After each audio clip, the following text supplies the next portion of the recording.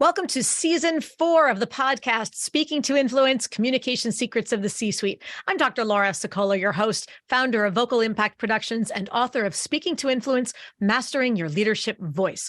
My guest this week is Chrissy McGarry. She is the COO of Second Front Systems, a national security software company. Chrissy has emerged as one of the few female leaders in the defense tech space. Her mission is to leave it better than she found it, whatever that may be. And she is the proud wife to Matt and mom to Leo and Michael. Chrissy, welcome to the show. Thank you, Laura. Happy to be here. Now, what's your fun fact? Tell us a little fun something about yourself. My dream job was to be on Broadway. Nice. In what capacity, as if I have to ask? Well, I'd like to think of myself as a triple threat. I love to sing, dance, and act. Since I was a little girl, I was always involved in the arts, whether it was a school play, spring musical, singing the national anthem at Notre Dame sporting events. Oh my goodness. Yeah, you name it. I loved being on stage, playing different parts, having scripts, learning choreography. It was a fun thing for me to do. And what's been cool is I somehow had carried over that into the business world. And doing what I do now. Okay, so I don't ask this question, but I think I absolutely have to. How does an aspiring Broadway musical theater actress end up COO of a defense tech software company? I think I asked that question right, but somehow I can't believe it came out of my mouth. How does that happen? How does it happen? Well, I think first and foremost, my career trajectory started in sales and marketing. Okay. So how I think those things carry over is you got to practice. You got to practice your pitch just as much as you practice your lines. And when you're standing up on stage, you're standing up in front of individuals who might be, purchasing a product or a service from you. And sometimes you got to gauge the audience and how they're responding to the tone or the inflections that you're putting into place when you're leaning in, when you're leaning out, when you're getting louder, when you're getting softer. So I guess it just naturally carried over, and I recognized in myself that I was pretty good at it and I enjoyed it. It was fun taking the time to, go through my playbooks and learn how to adjust based on who I was performing for, who I was going up against. Yes. And not every performance is great, and you learn from them. And then sometimes you get standing ovations and you close that deal. So I think I just naturally had some of these skills, and it carried over, and just been working on them time and time again. And then my external expertise started to take root as I transitioned from working at Salesforce into Second Front. I was able to focus more inwardly in the organization and have a different group of customers, so to speak, right? The investors, the board members, and the employees. So it's been neat to see it kind of evolve over time. Exactly. What an interesting evolution. And it just goes to show it really is more about transferable skills than almost then of course you need industry expertise to an extent, but boy, the transferable skills matter. Anybody out there who's in my spot with college age or almost college age kids at home, and they're going, what should I study? What major? I keep telling my son's a junior now in college, please go I don't care what you study, as long as it's the transferable skills. And here are the major buckets of those. You'll figure out what career fits you. I was a theology and gender studies major, so it somehow carried over. I always would joke because I got into the liquor industry right out of college, right? And I was like, well, Jesus's first miracle was turning water into wine. So I would joke about that. And then from the beverage industry into tech, in good times and in bad, people are purchasing alcohol and technology. So the industries aren't really going anywhere. No, that's for sure. There's longevity there for certain. And you just waited a little longer. I find most college kids end up getting into the liquor industry during college in one capacity or another. You waited to do it slightly more officially. But I did. My goodness. All right. Well, aside from all of that, now, of course, you are the Chief Operating Officer with Second Front Systems. So what is your elevator pitch? So Second Front Systems is a national security software company. What does that mean? We're in defense tech space.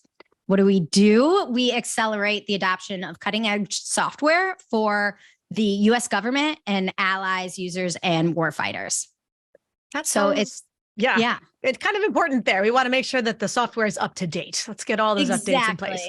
Exactly. So we want to make sure through our platform, Game Warden, we are this trusted third party that provides a distribution network for government secured applications. So we want to make sure that everything that is being utilized at the DoD for our warfighters is secure, but we also want to help to accelerate to ensure that they're actually getting those best technologies in hand. What's something that you wish more people understood about either your role, your company, or your industry overall? Despite not having the traditional background, either with the military or in the national security space, I am a national security professional and an executive now at Second Front. So, again, not being not going through that traditional trajectory of either serving our country, and I have been able to hold my own, bring my commercial tech experience into a room full of decorated veterans and officers by speaking to the fresh viewpoints that I've had from my private sector experience as a mom of two, and continuing to challenge and enhance those status quos that otherwise might not be, poked at by an individual who's been living and breathing in that space for years on end. Okay, so I have to ask this because, you mentioned the triple threat earlier of the singing, dancing, acting, which is the Broadway trifecta.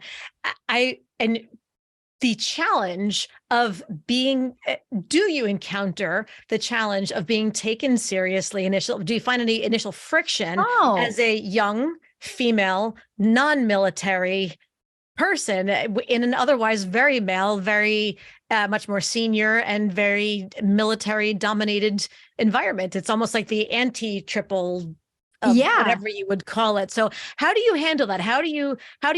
What have you learned to do so that when you walk into a room full of people who are going to look at you and go, you look like my daughter, but she's in a sorority. For that one. Yeah. Good. Tell me.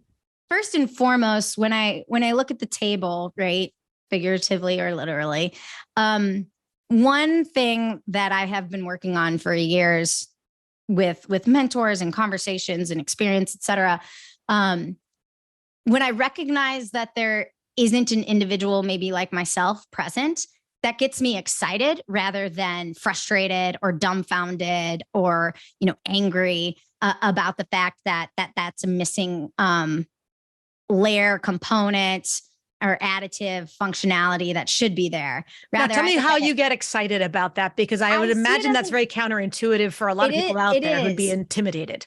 It's an opportunity. It's an opportunity to put yourself out there, to bring value and things to the table that you otherwise might not have the opportunity to do if you're in a space that you are comfortable in or have always been passionate about, or whatever it might be. I mean, I've got a story for just that. I know this might jump a little around, but I'll never forget when I was and this wasn't at Second Front, but when I was at Motorola getting into the tech space, still, male dominant environment and the youngest one in the room. I'll never forget. I walked into the room and I brought my seasoned solution engineer with me. And I had, the subject matter expert for manufacturing at Motorola. He had 25 plus years experience. And we go into this meeting, there's about 6 or 7 of us, and we sit down, and I made sure to sit at the head of the table because it was my meeting. I was running the show. I was so prepared. I had my team surrounded by me. And the first comment out of the man's mouth that was sitting across from me was like, "Oh, whose daughter are you?" Nice. That's subtle. Okay. So I stood up and I chuckled and I said, "I know I'm young enough to be your daughter, but today I am actually your account executive." And I just went right into the meeting. This is who I brought. This is what I'm here to do. I know you guys have been experiencing back and front end challenges with your devices and the softwares, et cetera. This is what we're coming to help solve for. And nice. Not that I glossed it over, I addressed it with humor, which is typically usually the route I go because it's the one I'm the most comfortable with. And then I kind of set it straight and then just get right to it. Yes. I came prepared. I had my people with me. I was there for them, and I wasn't going to let, some side remark or thought out remark, right? He probably didn't even realize what he was saying until after it was said, to throw us off course. And what's the point, right? So, but it is through years of experiences like that, mustering up the courage to look at those things as opportunities to showcase the value that I have to bring to the table. So I think it's with that experience that was, 7+ years prior to my time at Second Front, that when I do walk into a room of generals or colonels, I try to remember that first situation. And I do have something to bring of value. And I am there out of, curiosity and desire to help solve what I know are true and real problems. Yes. I think and it's so important, that you didn't let it fluster you, and you received it. You laughed it off and dismissed it easily, and basically looked at him and said, I'm here. You're dealing with me. So you've got two choices: deal with me or leave. And if he's there because he wants that business, he wants to do this deal, whatever it was, he could be absolutely ridiculous, get up and walk out, or say, no, I want somebody older. Like, what would be the point? You're here. What would be the response? Assuming that most people somewhere deep down have some semblance of rational thought and decision-making powers, you charmed him at that point, if not in the, ridiculous sense of charming, but just you owned the room and you turned it around, and I'm assuming you closed the deal. Yes. Yes. See, it's all a matter of space. It's owning that space and saying, I'm here now. Let's do some work. I won't make you feel silly. Yeah, let's get to it. Exactly. Perfect. Oh, I love it. That's exciting. So terrific examples. Now let's look at the flip side a little bit. When have you allowed yourself to be emotionally vulnerable with your team? Yeah. And how did it impact your relationship with them moving forward? Yeah. One time I had to get real with my CRO. I didn't see or understand the larger dynamics at play in the market for us and what we were doing. And I think a part of it was because things were moving very quickly, and him and his team are, boots on the ground and see things in real time, versus I'm in the back, right? Trying to ensure, the pipes are connected and the water's flowing and moving and grooving internally. So, I just, my insecurity was growing, and I started to get a little bit more ashamed of what I knew I didn't know. And so I swallowed my pride and I just leveled with him, and I asked him to write stuff out, to re-explain, unpack things again and again. And then I had a hard ask.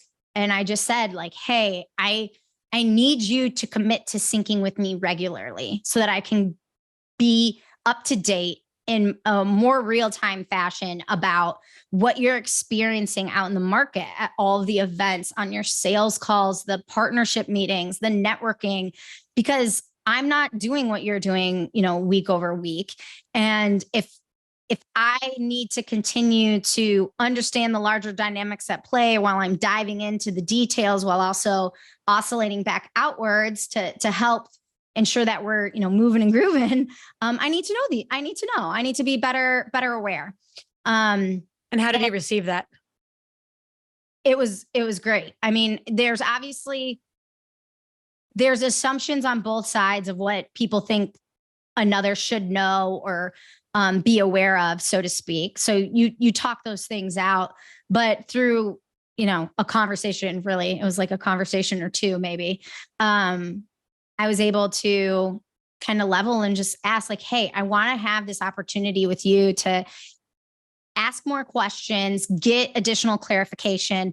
And like, he agrees to this. It's funny. I hope he listens to this and laughs. Like, I additionally poke too, because it's good for him to understand what he might not be explaining thoroughly, or hasn't thought all the way through, or needs to be maybe flipped on its head or thought about from a different perspective. So I do believe it's mutually beneficial. It's gotten to the point where we joke about, we need a vibe session, call it vibe sessions. Nice.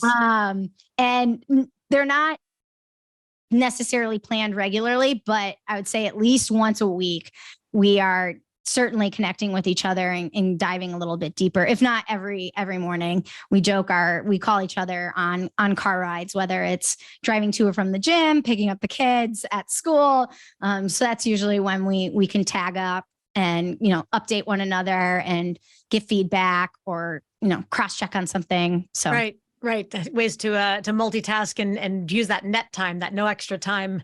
Right. You don't have to carve it out of your schedule. You're there anyway. And it's great that actually, I think all right, I'm going to redirect here. A lot of people, I think, would be afraid to ask that question, to say, look, I need to sync with you regularly. I need you to start catching me up on this stuff. I need us to do X, Y, Z, for fear of the other person fixating on your lack of knowledge. And I'll say whether or not you're fit for the role. This is where imposter syndrome 1,000% comes in. So how did you deal with that imposter syndrome, or the potential for that imposter complex to creep in, or in his mind for that matter as well? How did you handle that? And why do you think that he was able to roll with it as well as he did, if there was no speed bumps or potholes along that transition? It 1,000% crept in, and we addressed it in conversation. I think the leveling came from the mutual understanding that we have, we both have the same desired goals and outcomes, right? We want to create highly productive teams and methods so that we have the best performance we could possibly have here at Second Front.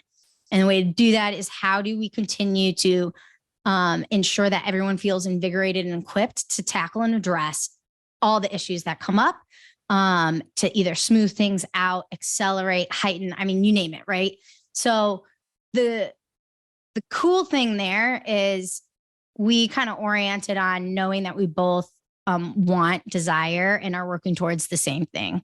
And yes, we might have different leadership styles and different ways of thinking and approaching stuff, but that doesn't make one better than the other. In fact, it's important to challenge one another and have those diverse perspectives, and people who aren't necessarily agreeing all the time, but rather just challenging, and not because just for the sake of challenging, while that sometimes is good, but to betterment of the individual, for their personal and professional development, and to really truly figure out and hack away at what is best for the organization at this point in time.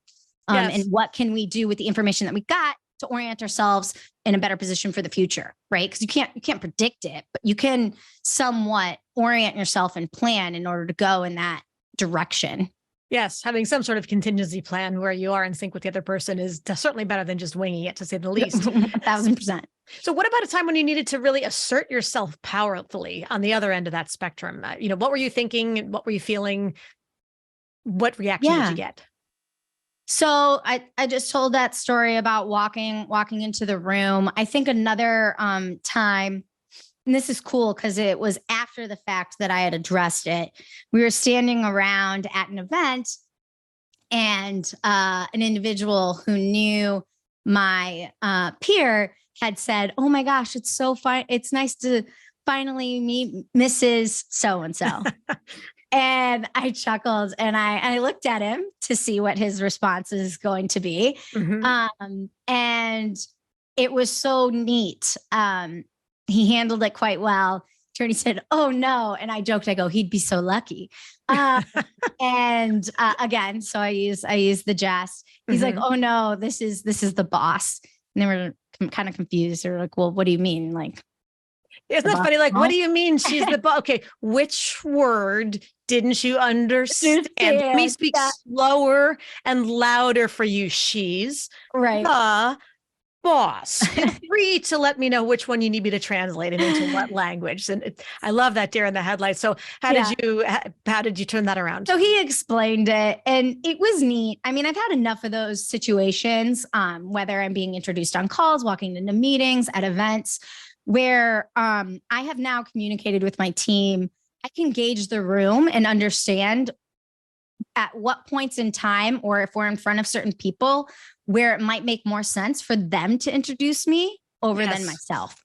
And that takes some, putting some of your pride and ego aside, because You shouldn't have to. However, if you want to make the impact and bring the value that you can bring to the table when walking into those situations that you might be, the outlier, so to speak, right? And it could be in any industry. It doesn't have to be with what I'm doing. There's actually sometimes more power in giving the power to your peers and having them speak to who you are and what you do and why you're here, knowing that it might be better received or enable individuals to have a more open mind about you joining the team or being a part of the project or, discussing the problem that's being solved for whatever it might be, right? Yes. And it's been neat to kind of work with my team and figure it out. And, before heading into calls or when we're in the middle of meetings, it's just, nods or taps or just quick Slack notes like, hey, do my intro for me, please. Yes. Things like that. And I'm going to really run with that, frankly, because I'm going to encourage everybody out there, if you are in a situation where it's not just going to be, okay, everybody going around the table round robin and introducing themselves, which is a little bit different. But if you're leading a talk, leading something else, to have somebody else introduce you, there's always power in that. And that's part of why I don't, frankly, just pulling back the curtain and letting people look at our process as host of the show. I'm going to ask I ask my guests to give me a couple points for the bio so that I can introduce them and I can get everybody excited about why I'm excited to have them on, because I can say you're one of the top women in whatever it happens to be. And it's much easier for me to say that about somebody else than for me to say it about myself, or for you to say it about yourself. If you say it about yourself, it sounds like you're bragging. If I say it about you, hey, I'm just super excited about who this awesome person is on the show. So for anybody else out there, yes, get someone else to do your intro for you and tell them what to say, or work with them collectively to decide. Don't just leave it to them. I have made that mistake. Oh gosh, I was speaking at an event, not to make the show about me, but just, it was painful. So I'm sharing it. I was the speaker at an event and the MC hadn't asked me for any intro. And this is before I knew to provide it. And he just went to my website, pulled my entire about page off my website and read the whole verbatim thing. Like 4.5 minutes later, it was going through and she did her master's degree in Los Angeles where she taught. I'm like, oh my God, like I wanted to shoot myself by the end. And I couldn't believe there were still people who were in their seats and conscious at the same time. It was like, oh, please don't throw tomatoes or something before I even get on there. So yes, give the other person, don't leave it to their imagination. So thank you for that little PSA opportunity, Chrissy. Of course. Yes, let's get other people to do introductions, because then there's no question. Here's the boss. Yeah. Don't ask whose daughter she is, or whose wife she is, or whose mother she is. It's just not relevant. Amazing the things we still have to deal with in today's day and age. So with that, let's challenge others. We just gave a lot of advice, but now let's challenge people directly. It's time for the influence challenge of the day. How would you like to challenge our audience to take one step that they can complete within 24 hours to have more influence? How'd you like to challenge them today? I would like to challenge everyone to go on Amazon, because everyone knows how to do that and it's easy to do, and type in the book, Exactly What to Say by Phil M. Jones, and purchase it, either Audible or purchase it to buy. And within 24 hours, I'm sure it will be delivered on your doorstep, or you will be able to download it right then and there. But as we were talking, Laura, here and now, and as I know you say across the podcast, words matter. Yes. And how we phrase and sequence has impact psychologically, for how we're communicating with one another and how we are influencing one another. And he just does a fantastic job of breaking down quick tips and tricks and gives a little bit of background on the why or the method rather behind it. And it's something that you can easily apply in any type of relationship, right? Marital, child, parent, friendships, and professional. So work. Yes. So the book again is called Exactly What to Say by Phil M. Jones. And the 24-hour part of it can simply be in the next 24 hours, go order it. And it's not a book that and I do own a copy of it myself. It is not a book that you need to read cover to cover. It's not a workbook. It's like each page is a different scenario. And here's a phrase to use in this case. Here's a phrase to use in this case. So it's a nice little quick thumb through resource. Exactly. Nice. Okay. Well, now, what about nerves? So we've talked about a bunch of places where you have just gone with the flow. You've handled everything perfectly, no matter what was thrown at you. You managed to deflect it and just laugh it off and suddenly have everybody eating out of the palm of your hand. But I'm betting at some point in your career, nerves kicked in at one point or other. So what's the most nervous that you ever felt before a presentation or a speaking engagement? And what lesson did you learn from the experience? So you're going to laugh about this one. Okay. It is reading the Pout Pout Fish to my son's pre-K class. That is another wonderful book. Okay. And so you have two 24-hour challenges out there. If you are a parent or a grandparent or an aunt, uncle, cousin to any young child, I love the Pout Pout Fish. I don't remember who the author is, but it's so cute. You have to order the Pout Pout so Fish. Good.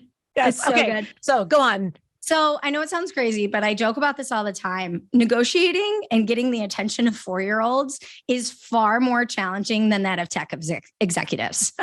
Like full stop. So yes. I love practicing with Leo on certain things, because if I can get him to pay attention and follow, it's a bit of success, obviously from a parenting standpoint, but also in, okay, did I break this down well enough for a child to understand this? Also, there's the desire of wanting to have Leo think that I'm like the coolest mom and be proud that I'm coming into his classroom and reading a book that every one of his friends will enjoy. So some of the things I did practice a few nights in a row with him and Michael. And Michael's my 21-month-old. And I made some movements to get them engaged physically. I was testing out different voices and tones and inflections to see, their eyes widen, their smiles grow bigger, or to, bring them to their toes. So I guess the major thing here is I was very deliberate and in how I wanted to communicate and practice with them. And it's not just in the bounds of your professional work life where you practice these things, right? In fact, you could probably argue, at least I would here, that mastering it and working at it at home, in your marriage, as a parent, is maybe a really good and safe place to start, mainly because it's a little less risky if you flub up. And it's also a way to get, real feedback that is rooted in love. So it most certainly is. And honestly, I think it's another great example, because when I'm coaching executives, there are a number of people that I work with who are part of what they want to get better at is learning to be more dynamic as speakers, to have more inflection or a little flat line or a little kind of reserved energy, and the need to have a greater presence in whatever their speaking space may be. And so one of the things for those who are parents or grandparents, there are children's books that I recommend. Another series that's a lot of fun for those of you out there who are looking for resources. Mo Willems, anything by Mo Willems, whether it's the Pigeon books or Elephant and Piggy books, those kinds of things are fabulous for dynamics. Dynamic voice and energy and emotion. And of course, they're children's stories with very melodramatic characters. And there's lots of hints about how to do the voices when the font is really big, your voice should be bigger, your pitch should be higher, those kinds of things. So, and it's just fun and it's silly. Fun. And I had one client pretty recently, actually, I recommended that, and he read it to his 4-year-old. And his wife took a video, and they sent me the video of him reading the story. And it was great to see this great big guy with this deep voice and who's otherwise very reserved going, yay, and okay. Yeah. The voice is bouncing. I burst out laughing. And it was like, okay, see, so you do have it in you. Clearly it's there. We just need to learn to find something between, okay, we're a total monotone, and way up here, somewhere between the 0.5 and the 11 is the rest of your range. Now let's put it into action. So yes, great examples. I love it. Lots of fun. All right, real quick. Let's see when we all have someone from whom we'd love to ask for something. So whether it's advice, support, an opportunity, or just to meet for coffee maybe and get to know each other, but we haven't worked up the courage to make the ask. What's the time you really wanted to make the ask, but were afraid to do so? And how did you finally decide to pull the trigger, and how did it go? Yeah. So there was a woman, the former COO of Equinox, who I had been following for a few years. I used to be workout instructor for Equinox. I just been following her on Instagram and LinkedIn, and I loved how she regularly posted personal and professional. She too has 2 boys and was, leading a large, successful organization. And I just followed her through the years and liked her posts, maybe commented on a few things, any suggestions of podcasts or articles to listen to or read. I did it. And finally mustered up the courage to ask to get time with her. And it was a hard ask. I threw it in the LinkedIn DMs and I had it oriented around 2 reasons why I was reaching out to her. One, because she was a mom of 2 boys, just like me. And I want to know if she's got any personal tips and tricks on how she managed that while also managing a successful career trajectory. And then secondly, being a COO of an organization. And if she would have the chance to go back and tell her younger self, hey, make sure to do this, that, and the other thing, or avoid this, that, and the other thing. Do it here and now, and just trust me.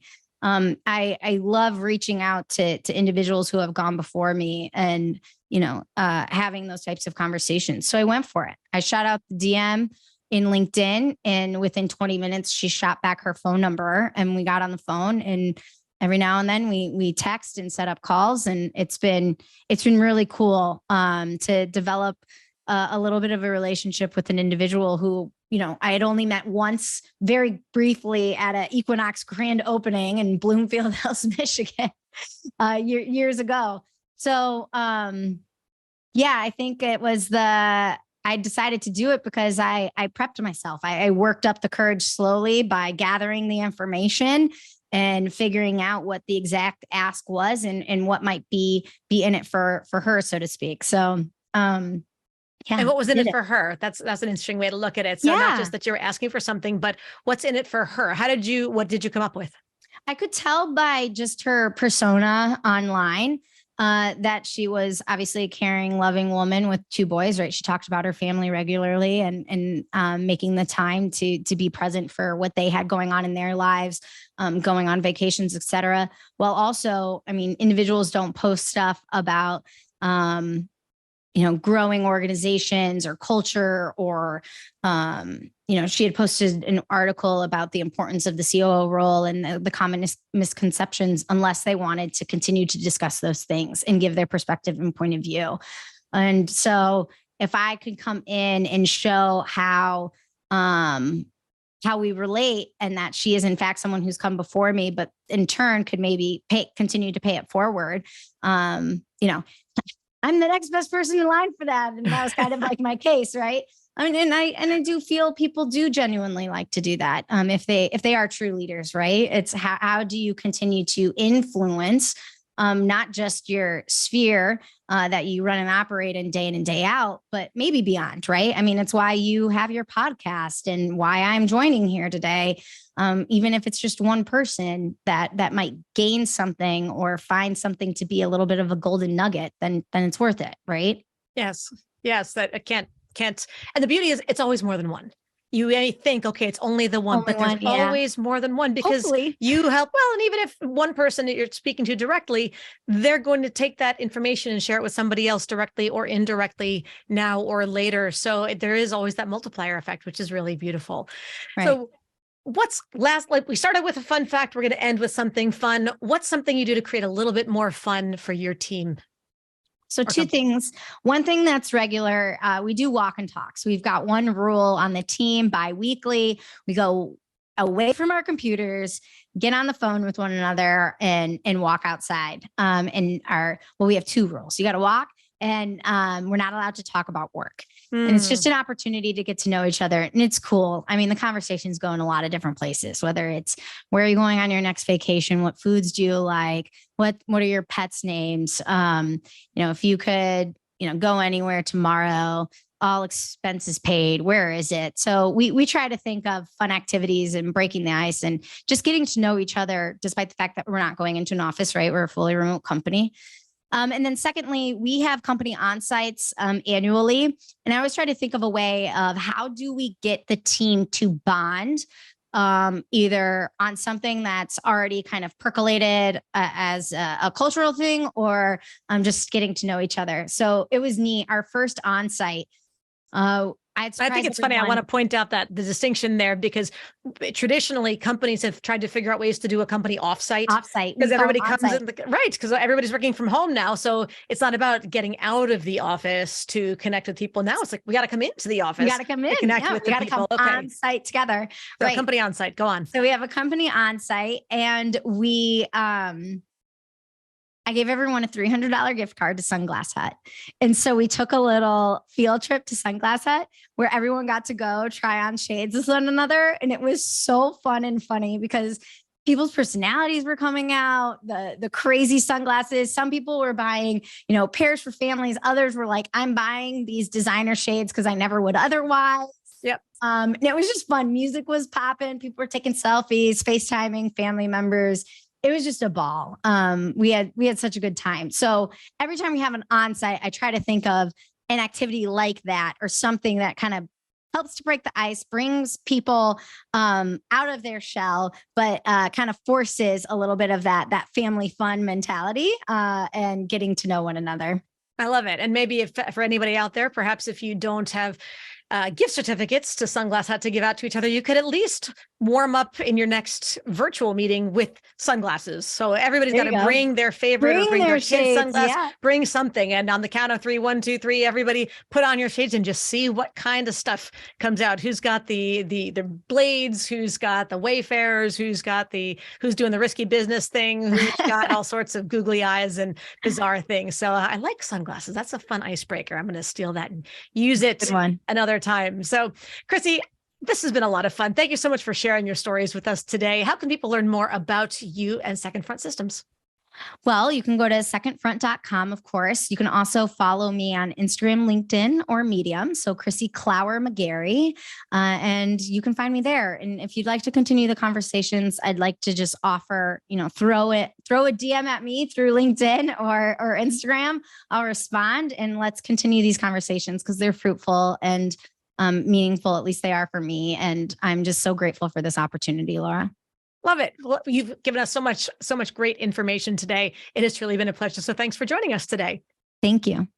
And to everybody else out there, of course, thank you for tuning in. As always, be sure to subscribe so you never miss an episode if you haven't done so yet. And don't forget to give us a 5-star rating on Apple Podcasts, Spotify, Stitcher, or your platform of choice so we can help even more people to increase their confidence, presence, and influence. And finally, if you want to download my free guide to equipment recommendations for virtual influence, including my picks for microphones, lights, and more, go to speakingtoinfluence.com. I'm Dr. Laura Sicola, and you're listening to Speaking to Influence, Communication Secrets of the C-Suite. Hi, everyone. This is Dr. Laura Sicola, and I want to sincerely thank you for listening to the Speaking to Influence podcast. If you love listening to these episodes as much as I love bringing them to you, be sure to subscribe so you never miss an episode. And please go to iTunes right now to rate and review our podcast in order to help us expand our reach so even more people can master the 3 C's to command the room, connect with the audience, and close the deal. Thanks for listening to Speaking to Influence, Communication Secrets of the C-Suite, the show for leaders who want to speak with impact. The hosts, producers, owners, and media distributors of the show make no guarantees that the strategies and information discussed will result in profit or other success and may result in losses. The opinions and statements of the hosts and guests do not necessarily reflect the opinions of the owners, staff, managers, broadcasters, or sponsors of the show. No medical or psychological therapy or personal or professional wellness or relationship advice is offered in the show. You are advised to seek counsel on matters related to your health, family, relationships, job, or other business and legal matters from licensed advisors in those areas prior to making any changes in business or lifestyle. No information provided may be suitable in your situation. As always, take responsibility for the decisions and actions you take, including the reactions they may make in your work, family, health, and life.